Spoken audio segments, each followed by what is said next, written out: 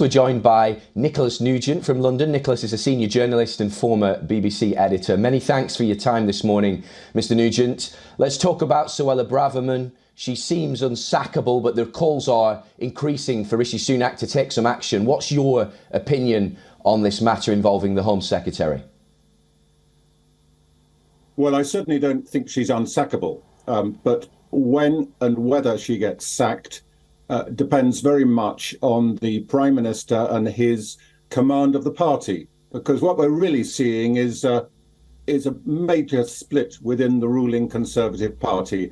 Indeed, the word toxicity is being used as to the atmosphere within the party. So that's the more important thing, or at least the thing behind the scenes. The conclusion seems to be that the Prime Minister wants rid of her, but he risks making that split within the party even greater if he sacks her outright.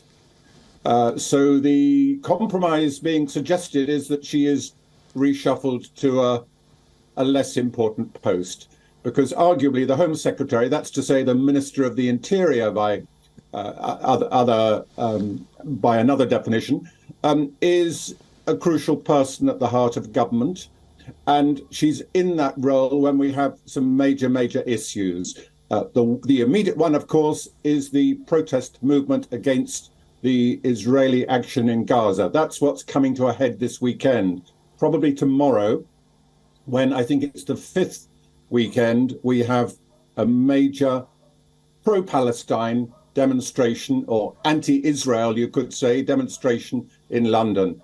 And it happens to coincide with the 11th of November, which is Armistice Day in Britain, when we remember the fallen in the two world wars. And the government was using this as a pretext, or I should say, Suella Braverman was using this as a pretext to persuade the police, to ask the police to ban the Palestine demonstration.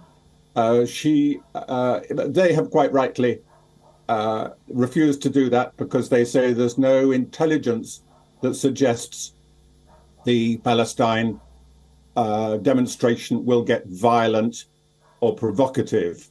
It is, as I say, either the fourth or fifth week when we've had such a demonstration, so there's plenty of experience to run these things. So what you're beginning to see here is a clash between the Home Secretary and the Metropolitan Police.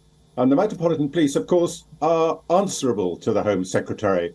But the question raised by this whole issue is whether the government have the power to ban a demonstration. We believe in the right to demonstration in Britain. It's enshrined in law, and also freedom of expression. And should she have succeeded in persuading the police to ban the demonstration, there would be major questions asked about that. So you're seeing a lot of things going on here.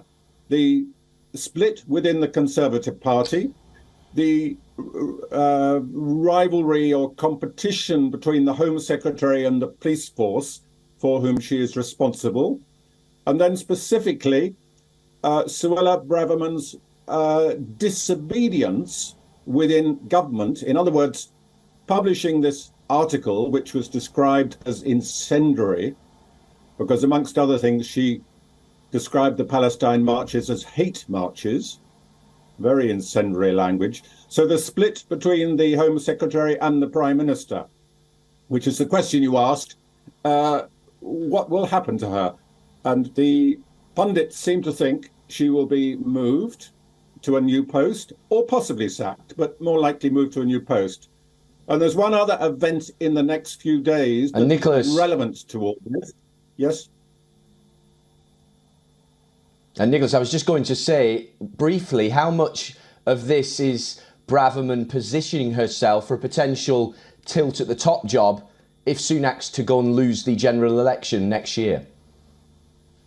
I think a lot of it is. She's made no secret of her political ambitions. You could argue that she already leads a faction within the party, so she's already garnering support in that direction. Whether she would be successful in taking over leadership of the party after a defeat at the general election, which is widely expected, is quite another matter, because she's made herself quite an unpopular figure nationally. But can I point out this one other event in the next few days that is highly relevant to this? The Supreme Court's decision on Suella Braverman's proposal to move illegal immigrants, those people arriving by small boats on the British shores without a visa, to move them to Rwanda for processing, Rwanda in Africa. And this is, again, a very, very incendiary issue. And the Supreme Court might block it, or they might give the go-ahead. And if they give the go-ahead, Suella Braverman is in a very strong position to implement the policy.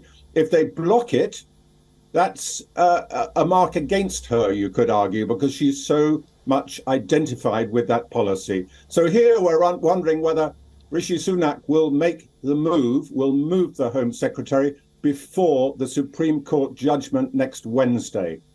A lot going on in the next few days in London, a lot to watch, and our political future depends to some extent on the outcome of the next few days, and particularly whether the Prime Minister makes a move against the Home Secretary. Absolutely. Nicholas Nugent, many thanks there for that detailed analysis. I'm sure we'll be coming back to you for more of that in the coming days and weeks, given events that are likely to be happening. Many thanks there. Nicholas Nugent, senior journalist and former BBC editor.